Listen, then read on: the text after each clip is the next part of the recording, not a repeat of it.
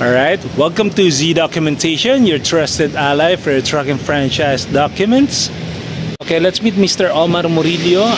Isa po siyang tracking operator from Leyte.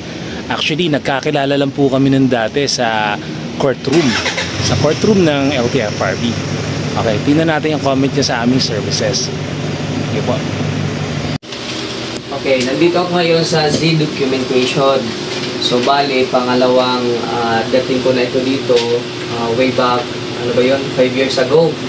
So, nagandahan ko dito yung sa Z Documentation kasi maganda at mabilis yung proseso nila sa mga documents nila.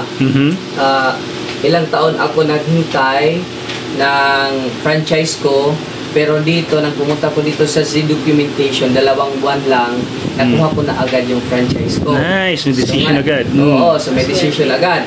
So ngayon, may bagong unit ako kasi expire na yung franchise ko.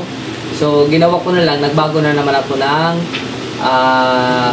franchise. So ngayon, nandito ako sa Z Documentation kasi inaasahan ko na mabilis ang proseso nila sa mga documents. Kaya, okay ako dito sa Z Documentation. Maraming salamat sa patuloy na pagtiwala, sir. Siyempre, best recommended to. Yeah. Sa lahat po ng mga trackers na gusto pumunta dito sa Manila, punta lang kayo dito sa Z Documentation. Talagang legit po sila at asahan niyo po ang maganda nilang serbisyo. Yun lang po. Thank you. Okay, maraming salamat, sir. Thank you po. Thank you po.